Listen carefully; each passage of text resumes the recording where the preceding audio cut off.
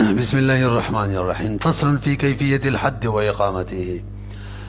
نو مخک فصل کی بیان د موجب حد وشو چې هغه زنا وا، وسره بیان د حد کی کیفیت حد به څنګه جاری کو، څنګه به قایمیږي. نو اوري مولوی صاحب خلاصه دا چې کله یو سړی زنا وکي او محسن وی، محسن بیان را روان دی، نو هغه به رجم کو. بیا که چېرې ګواهانو د ګواهۍ په وجه هغه زنا ثابته شوي، نو ګواهانو ته به ویل کېږي څه حساب دی یار،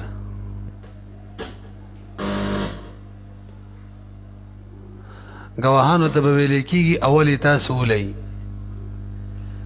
او بیا به امام ولي او بیا به خلک ولي، او که چېرې اقرار یې کړی نو بیا به اول امام ولي بیا به خلک ولي، او که چېرې غیر محسن وي بیا به سو کوړې وهل کېږي. وګورئ، واذا وجب الحد، کله چې واجب شي حد، وکان الزاني محسنا، او زاني محسن وي،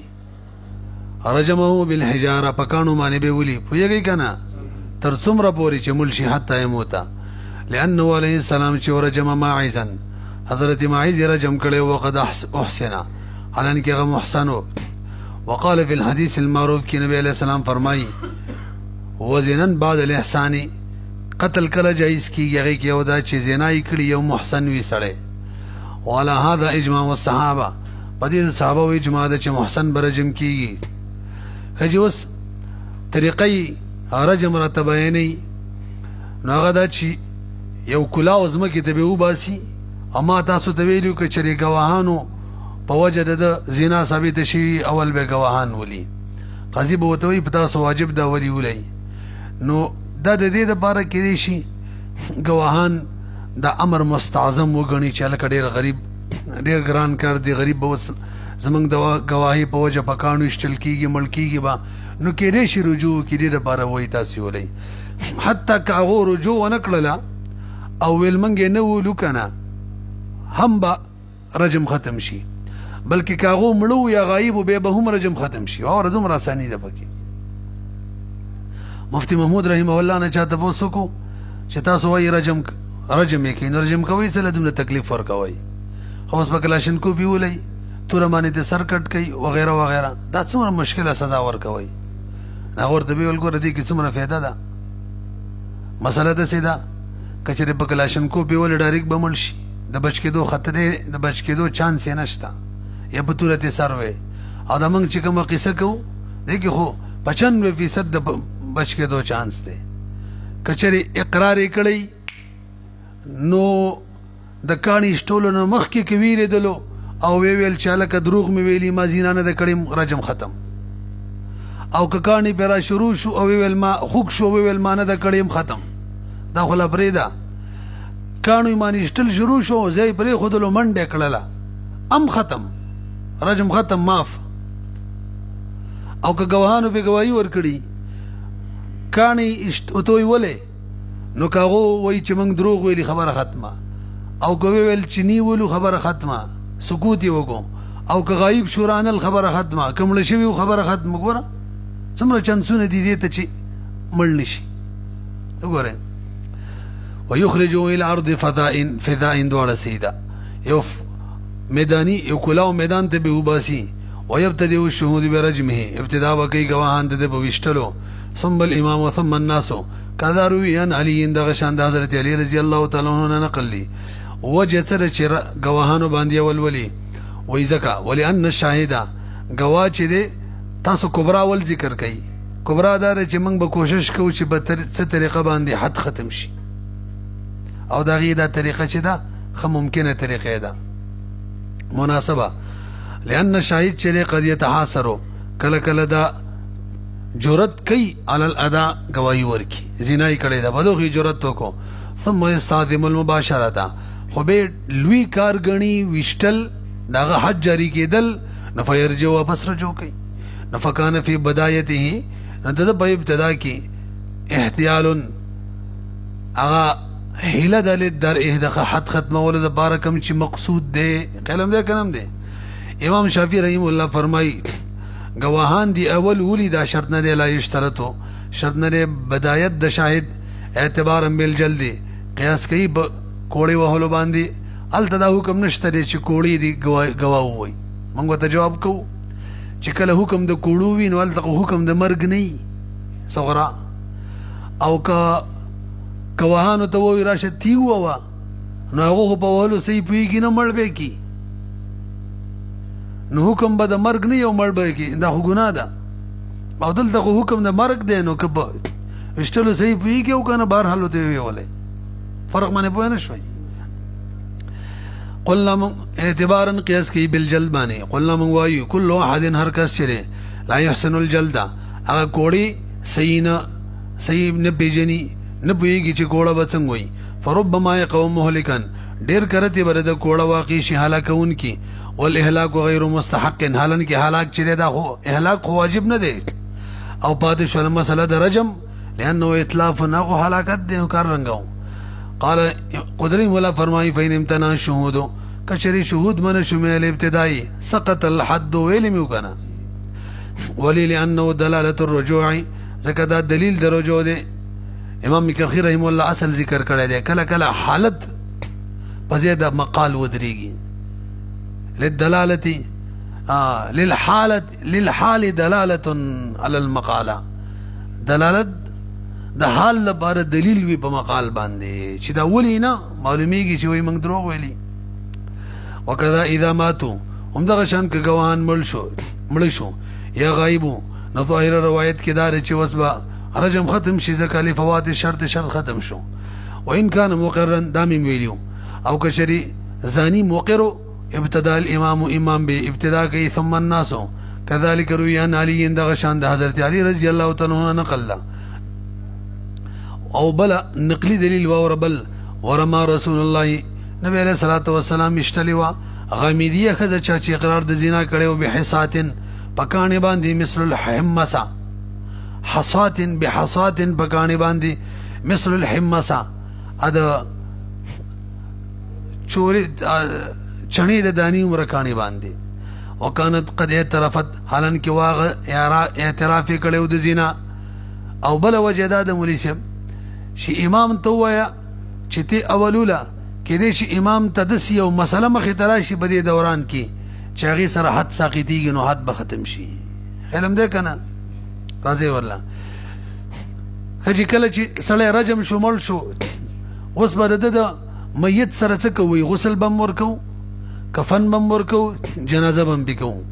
حدیث کې نقلی دلیل مشتره او عقلی دلیل دا دی عقلی چې به دا خو په حق مړ دی قطع الطريق خو نه دی مسلمان دی ټول احکامات د ټول حقوق وسمشتره ويغسل غسل ورکول کیږي ويكفن كفن بم ورکول کیږي ويصلى عليه منذ بم بکیږي جنازه لقول عليه السلام دا نقلی دلیل اور لما اس مبارک نبی علیہ السلام فرمایل اسنو به كما تصنعون بموتاكم د سره وکي تاسو هغه کار څنګه چې تاسو نور مړو سره کوي ولانه عقلی دلیل لري قتل بحق دا په حق مل دی فلا يسقط الغسل غسل بین ساقطيږي لك المقتول قصاصا لك يوصل چې قصاصا ولشي او وصل النبي صلى الله عليه وسلم منس کړه بغامیدی باندې بعد ما رجمت پس دا غنه چې رجم شوی وای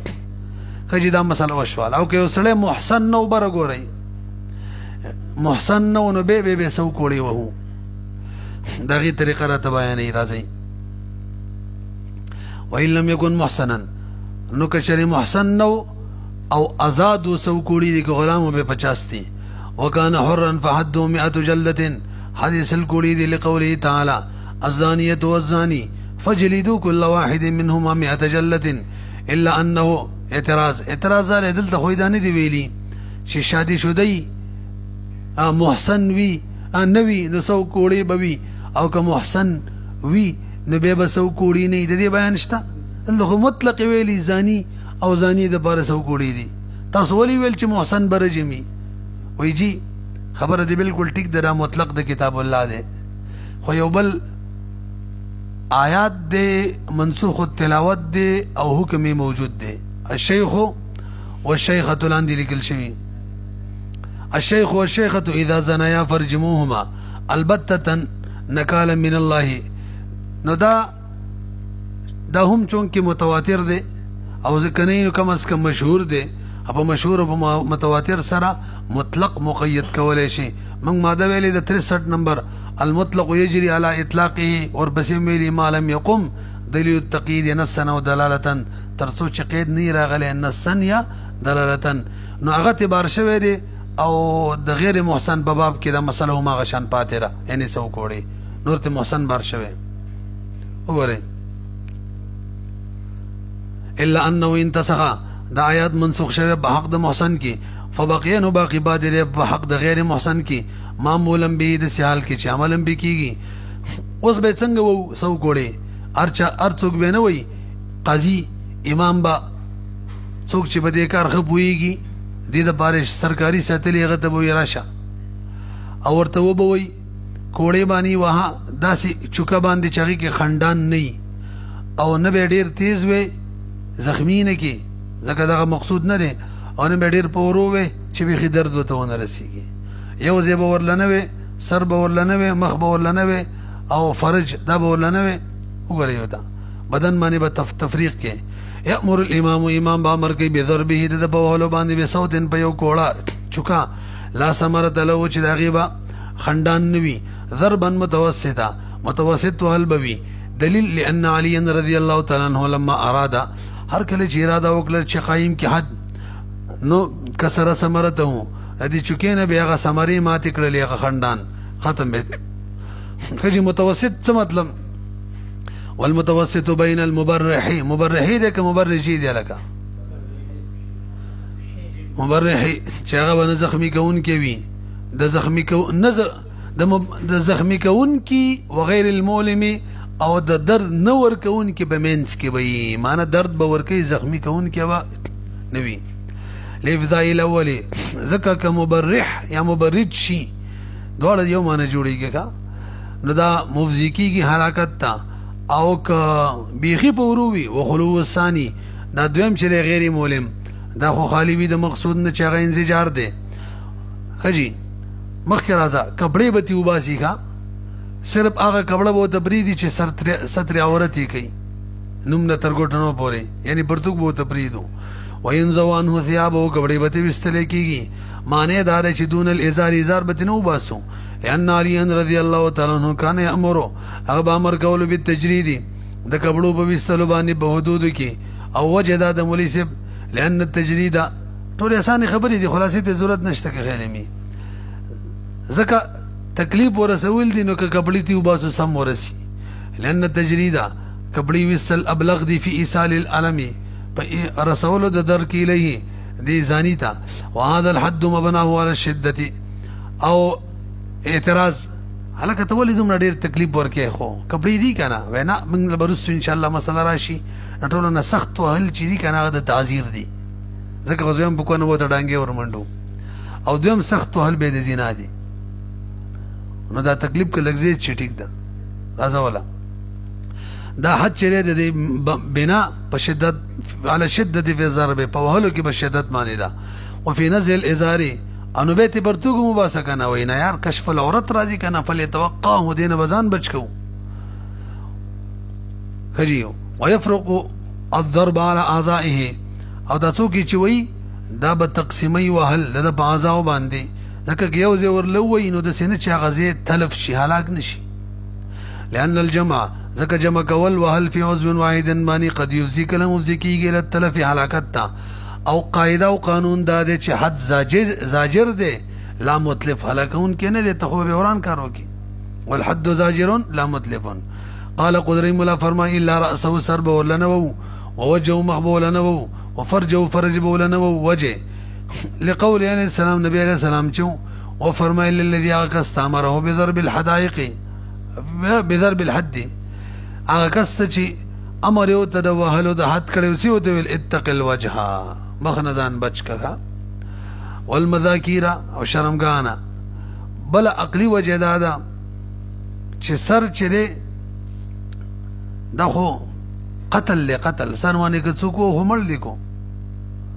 او مخ دا د محاسن مجموعه ده حسن به ختم کی دا متلاف ته او مذاکیر سره سړی مري انډه ولتیږي او کار به دی ولکړي وګورئ ولأن الفرج مقتل دا زیاده قتل له متعدی کیږي هلاکت ته والرأس او سر چې مجموع الحواس ته وكذا الوجه وجه چې دا وهو مجموع المحاسن دي ايضا دغه دي کنه ايضا فلا يؤمن نو امن نشتري د فوات دی شي من هذا دغه حواس او محاسنونه کسر مخي وو نو یا به محاسن فوت کیږي یا به حواس تا ټیک نه ده فلا يؤمنون امن نشتري فوات شيء نفوت کېدلو دی یو شي من هذا محاسن او د حواسونه بس بالضرب په وجمانه وذلك هلاك او که محاسن فوت شي او که حواس دا خو هلاك دي حالن کی حد زواجر نه دي هلاكون کنه نه دي فلا يشرو حد نو دغه کنه مانن دا هلاکت دي نو فلا يشرو مشروب نوي بطور حد دا خبري چې محاسن یا حواس من هلاك کو تاسو پوهیږئ امام ابو یوسف رحمه الله نقل دي سره مولا والے شي او دلیل د ابوبکر رضی الله تعالی عنہ دا قول له شسر ولو او د سر چې پدې شیطان دی دا ولو شیطان دی وزي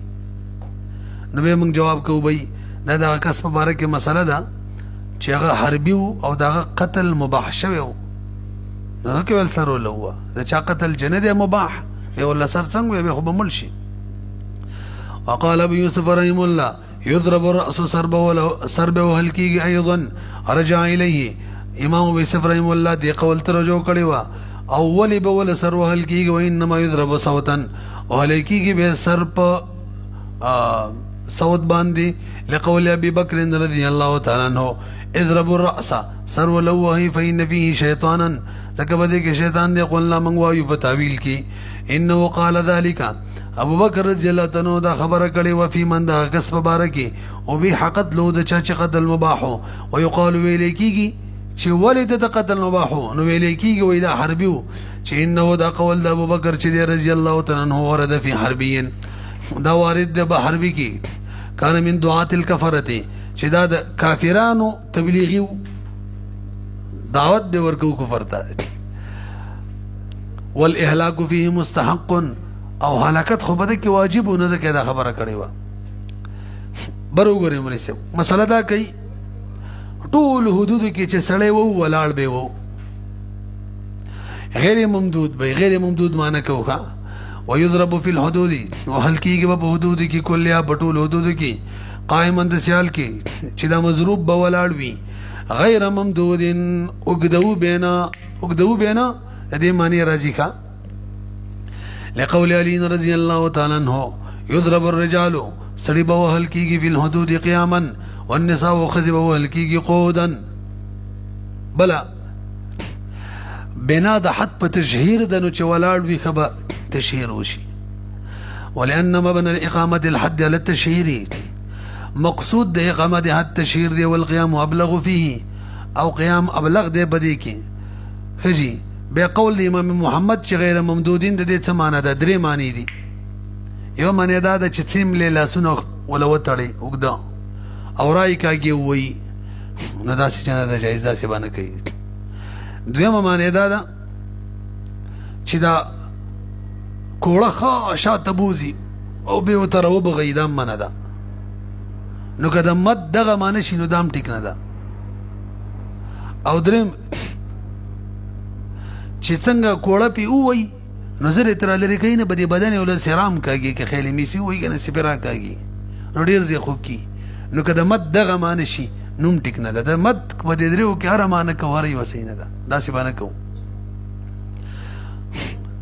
وقوله غير ممدود فقد قيل شاويلي المداد أن يلقى على الأرض جبزمك وغرزول شيء ويمد لا سنة وتر شيء ولا قراخ كلي شيء وبيوه على شيء كما يفعل في زماننا لكن زمان زمانه كذا كي كذا ټیک نه ده وقيل شاويلي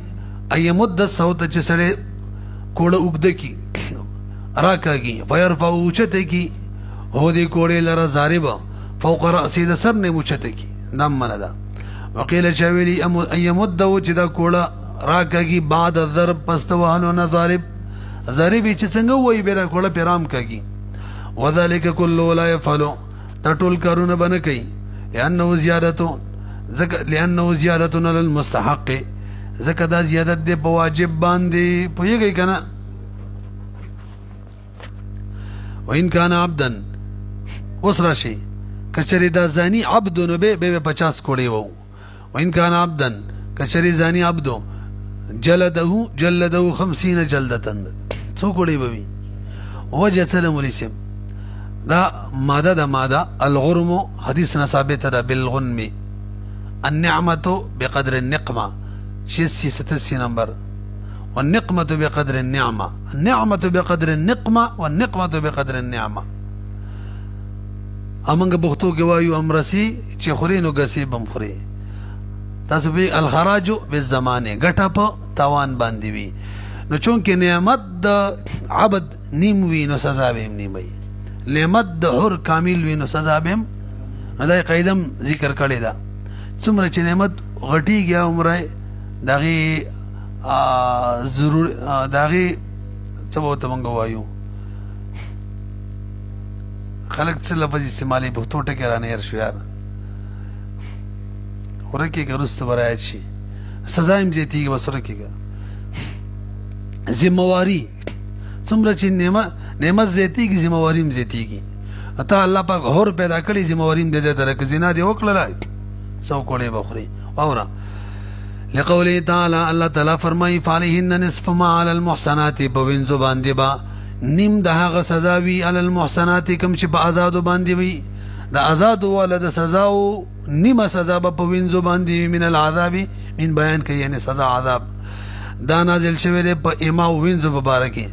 بل عقلی وجه ولئن الرقه دا رق چې غلامیت دا منقص ته نعمت لره نعمت نیمه چې نعمت نیمه سزا بم څوي نیمه فيكون منقصا دوړ سيدي دا به نیمون کې عقوبت سزا لرهم وجه دلیل دی لأن الجنایت چې عند توافر النعم کله چې نعمت ډیر وی افحشو نو دغه جنایت افحش وی زیات وی تاسو بیان شولې کله چې بندې کا کله چې نعمت زیات وی نو جنایت افحش وی ورته آزاد سره یو د سکار کې لأن الجنایت چره په وخت د پوروالي د نعمت کې افحش وی دا جنایت غټي حسابيږي نبی علیہ الصلوۃ والسلام بیبیانو ته الله پاک فرمایي کنه یا نساء النبي من يأتي منكن يضاعف لها العذاب الضعفين الضعفين ولي وي غټ نعمت دي چې نبی علیہ السلام بیبیانی دي فيكون ادعى الى التغليظ نو دا ډیر دعوت ورکی چې سزا کې رخت تغلیظ راشي والرجل والمرأة في ذلك سواء الګ د حد په مسله کې خزا او سړی برابر دي پیږي کنه خاصانی مسلې دي کنه سو کوړي دواړو ته دي لأن النصوص ځکه النصوص چې څومره راغلي دي تشملهما دواړو ته شامل دي یو فرق شته هغه دا چې د سړینم کپړې استلې صرف ازار به متبرې خودلو خزینه به کپړې نو باسو ها کوټ موټه چولې نه به وباسو غیر ان المرأة لا ينزو نبوي استلکیږي من ثيابها دغه کپړې الا الفرأه فرأه به وباسو د سرمنی کوټ والحشوه عام کوټ چې هغه کې په خوا خلکو مالوچ نه بیړک کو به غوستلو ان فی تجریدها ځکه کپړې ته وباسو به کشف عورت راځي نو به کشف د عورت راځي نو به ته فرو او حشو لی وباسي وکاته نو بس به خو ته تکلیف نه ملاويږي والفرو والحشو يمنعان دا خمني كون کی وصول د درد لرا الى المضروب تا او الستر حاصل نو به ستر سره څه کوي ستر دین غیر حاصل له خیر ده وستر حاصل بدون ما فينزان دابتي وبهل ويسلشي بل فرق دا دی چې خزي حد کو نو ناستي بويخه زکه کولاړي ندي به ستري ده وتضرب جالسة لما روينا مخي من روايات كلو كان أريد يرون نقل يضرب الرجال في الحدود قياما والنساء قودا مخي كثير شو كما ليه ولأنه بل وجداد چداريرا استرد لها خزد بارا قال قدري ملا فرماي وإن حفر لها في الرجم جازا مليسب کرخزی په مساله کې رجم محسنه و رجم کولم نو کبه ورله یو کند ویستله د دې د سینې پورې کنده او هغه کوم کینه ولو کاړي به بر ورشتل نو به ډیره بهتري خدا ضروری نه ده وین حفر لها کچری ویسلې شي د بار برجم کی کنده جایز ده لانه علیه السلام چې حفره کندې ویسلې وا للغامدیه د بار الى صدوتها ترسینو پوری وحفر علی رضی الله تعالی عنهم کندې ویسلې وا شرحی حمدانیه ته هم دغه شان وا محسنه وا او کچا وینې استلنه به وین ترک لا یضره دا مې ویلو کنه ضرر نه ور کوي لانه علیه السلام چې لم یامر امر نه وکړي بذالک بدی څامر نه د کړه سیده سی کړیو او پاتې شوله که کنده ولانه وباسو نو د دې خو به بردګي راځي ونه کپڑے شته کنه یار وهي مسوره بثيابها والحفر احسن بهرحال که کنده ولو وباسو قوتي ولو باسو ډیر احسن بوي لانه استر زکه کې ډیر ستر دی ويحفر الى الصدر ترسینه پوری وباسو لما روينا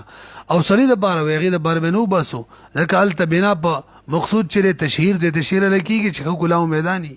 ولا يحفر للرجل لانه عليه السلام چې ما حفر هغه قوتي نه وستلې ماعز د بارا ولان مبنى الاقامه بنا د اقامت چې د تشهیر د بسړو کې والربط والامساك غیر مشروعين او تړلې غوړې جایز نه دي ښا بندول څه بوري و تړې ولې دا جایز نه دي الک مولا دا څه کولې شي چې حد په غلام جاری کوي نه حد چیرې دا صرف او صرف د حاکم کار دی ښا حکومت وقت توزیع حد جاری کوم دا څه کار نه دی ولا يقيم المولى او نو عام خلق له په طریقې اولانه د جایز پنجایت او جرګې لم نه د جایز چې بچا حد جاری کی ولا يقيم المولى قائم بنا مولا حد لره بخپل غلام حق اجازت ورته امامو کی به ټیک ده امام شافعي رحم الله وی قائم ولې شي وقال الشافعي رحم الله له امام لا جایز ده يقيم او حد قائم کی وجه سره وی مولا ته مطلق ولایت حاصل له غلام باندې لہذا حد په جاری کولې شي سو کو امام شافعي رحم الله ان له ذک مولا د بار ولایت مطلقه دی علیه بغلام لکه څنګه چې امام نه دی بل اولا بلکې د مولا غ اولاد الولایت الخاصه اولى من ولایت العامه لکه د مولا غ خاصه دی او د امام غ عامه دی او خاصه اولای ده امینه و 50 نمبر ماده واخه وګورئ لانه يملك من التصرف فيه اغدا چې مولا مالک دی د تصرف په غلام کې خرڅولې شي هبه کولې شي زدولې شي او امام دا شي نه کولې شو حاکم نیشو مالا یملکه الامام هغه کارونه کولې شو چې کوم امام نشو کولای نو فسوارقت تعذير بشان تعذير شو نو تعذير مولا غلام لور کولې شي کنه نو حدم جاری کولې شي موږ د بار دلیل قول د نبی له صلوات و سلام دی 40 الى الولات څلور کارونه با والین کوي ښا امام به کوي اورا زکات اخیستل حدود قصاص او دغه شان جمعه منځ کول یا جمعه بر څوک مقرر ول وګورئ فذكر منها نو دغه څلورنه ذکر کړ حدودهم ولان الحد حق الله تعالی بل اور حد الله حق دی ښا ولید الله حق دی تاسو لک بر وګورئ یو حق الله یا حق العبد مخکې ویلو حق الله حق ته ویل کیږي چې دغه تعلق د ټولو بندګانو سره فایده نقصان ټولو بندګانو ته حق الله دغه ته ویل کیږي چې دغه فایده او نقصان خاص سړي سره د حد حق الله ذکر دی کچره حد جاری شي ټول خلق با دغه ګنا نه بچي فایده ټول خلکو ته ده کنه ټول خلکو عزتونه به بچي فایده ده کنه ده نو څوک حق الله شو حق الله بده وورا ولان الحد حق الله تعالى لان المقصد من هذا مقصد حدنا اخلاد عالم د فسادنا ولهذا حق الله ده دغه وجه د بندو وی چاله کما حد ساقط کو نشي ساقط ولید د حق نه ده لا يسقط باسقاط العبد د بنده په سقطونه ختميږي نو چکلا د الله حق شو نفيستو فيه من هو نائب دا حد باغ څوک دا حق باغ څوک اخلي څوک چې د الله د طرف نائب دی نو هغه حاکم دی هم کسي نشي تاسو خپل مسله پوه شولې مقصدی مسله دا ده حد ولی امام اخلی با ځکه د الله حق دی چې د الله حق دی نو د الله نائب به اخلي امام دی نو هغه څوک چې نائب د شریعت طرف بچ امام دی یا د امام نائب دی لکه قاضي بخلاف تعذير دا حق العبد لانه حق العبد دغه وجه ده ولهذا يعذر الصبي صبي تم تعذير ور کولې شي حالانکه کدا حق الله وي ماشوم ته دا حق الله مکلف نه دی به بدت تعذير نو ور کولې شوی نه په تعذير باندې قياس کولې نشي او حق د شرع خو موضوع ختم دی موضوع دی انه د ماشوم نه حالانکه به هم تعذير پکې مشروع دی نو معلومیږي تعذير حق الله نه دی حق العبد دی او حق العبد عبد جاری کولای شي ځکه مولا په مولا غلام باندې جاری کولای شي